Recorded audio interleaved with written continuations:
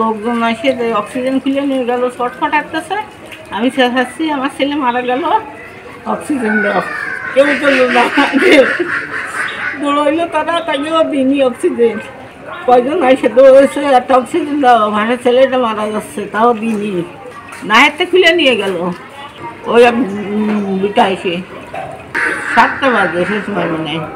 আমি তো গড়ি ঘড়ি দেখতেই পারিনি, ওই সময় এসে খুলে নিয়ে গেলি, তাও খুলে নিয়ে যাচ্ছে। আমি এবার ফোনটা চার্জ নেই, এর মা বারবার ফোন দিচ্ছে, ওই ফোনটাও চার্জ দিতে যে দেখে খুলে নিয়ে যাচ্ছে, চাচ্ছি অক্সিজেন নিয়ে না খুলে না, সে নিয়ে দৌড়ে চলে গেল, আর কথা হলো না। আমি এর বিশ্বাস চাই, আর এর দায়ী বাই কিনা নেবে, এর দেখবে কিনা। আমি এরম দিনা দায়ী করে মানুষের কাছে বহু টাকা পয়সা নিয়ে দিনা দায়ী করে চেষ্টা করেছি ছেলেরে। খুলনা মেডিকেল কলেজ হাসপাতালে আমার ছোটো ভাই 21 তারিখ রাত্রে ইন্তেকাল করেন। সকাল 8টার কিছুক্ষণ আগে আমার মা আমার ফোন দিয়ে বলে 21 তারিখ সকালে যে তুই তাড়াতাড়ি হাসপাতালে আয়, তো ছোটো ভাই মারা গেছে। তৎক্ষণিক আমি তাড়াতাড়ি খুলনা মেডিকেল কলেজ হাসপাতালে চলে যাই। যাওয়ার পরে যাই দেখি যে সত্যি সত্যি আমার ভাই মৃত। জব্বার নামে একটা ছেলে, ও এসে আর কি এই পায়ে নল ছিল অক্সিজেনের, সেই গ্যাস অক্সিজেন সহ নল খুলে আমার ছোটো ভাইয়ের দত্তে নল খুলে ও নিয়ে চলে যায় আর একটা রোগীরে দেওয়ার জন্য। আমার মা তখন নিষেধ করে, কান্দাকান্দি করে, খুব রিকোয়েস্ট করে, তাও তার কথা না শুনে বকশিস চায়। বকশিস দিয়ে না দেওয়ার কারণে সে পাশে আরেকজনকে দেওয়ার কথা করে নিয়ে যায়। আর পরবর্তী আর আননি, কিছুক্ষণ পরই আবার ভাই মৃত্যু করে ঢুলে পড়ে।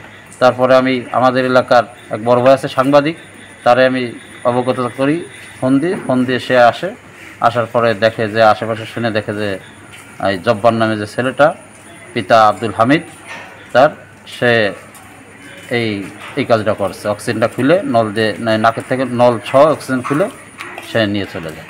আমরা বলতে চাই এটা সম্পূর্ণ খুলনা মেডিকেল কলেজের প্রশাসনিক কলেজ হাসপাতালের প্রশাসনের সম্পূর্ণ ব্যর্থতা, তাদের মনিটরিং এর অযোগ্যতা। এই অযোগ্যতার কারণে অদক্ষ দুর্নীতিবাজ কর্মকর্তা কর্মচারী এরা এই মেডিকেলে স্থান হয়েছে এবং মেডিকেলে রন্ধে রন্ধে দুর্নীতি ছেয়ে গেছে। আমরা খুলনা শহরের নাগরিক ফ্রম নাগরিক সমাজ সহ আমরা এই দুর্নীতির বিরুদ্ধে আজকে এখানে অবস্থান করছি। আমরা তীব্র প্রতিবাদ জানাই। আমরা চাই এরকম দুর্নীতি সিন্ডিকেট একটা হসপিটাল জুড়ে থাকতে পারে না একটা সরকারি জায়গায়।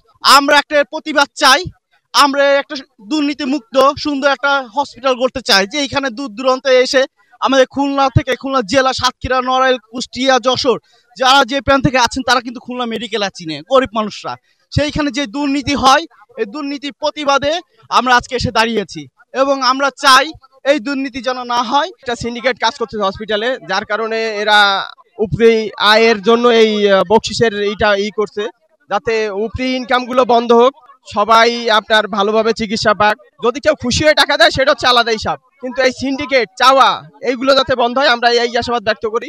সংশ্লিষ্ট বিষয়ে যে সংশ্লিষ্ট স্টাফ, তো তাকে আমি দেখিয়েছিলাম গতকাল সকালে, প্লাস ওই সময়ের যে ডাক্তার নার্স ছিলেন, সকালের ঘটনা, তো তাদের কাছ থেকে আমি কিছু বক্তব্য শুনেছি। তারপর যেহেতু নিজে আসলে আমার তো প্রত্যক্ষদর্শী না, তারপর বিষয়টা সুষ্ঠুভাবে প্রকৃতপক্ষে কি হয়েছে সেটা জানার জন্য আমরা 5 সদস্যের একটা কমিটি গঠন করেছি। একটা ভিন্ন একটা মেডিসিন ইউনিটের প্রধান, আমার প্রশাসনিক কর্মকর্তা, আমার উপপরিচালক, সেবা তত্ত্বাবধায়ক সহ 5 সদস্যের একটা কমিটি গঠন করা হয়েছে। আমরা 11:30 দিকে বসবেন, অবশ্যই ডিটেলস পর্যবেক্ষণ করে কারো বক্তব্য নেওয়া প্রয়োজন হলে, সাক্ষী নেওয়া প্রয়োজন হলে বিবেচনা করে আমাকে তদন্ত রিপোর্ট দিবেন। আমি দিয়েছি যে যত জরুরি ভিত্তিতে দেওয়া যায়, সেটার মধ্যে ওটা রিপোর্ট কি আসে এটা দেখে না, অক্সিজেনের সংকট, অক্সিজেনের সংকট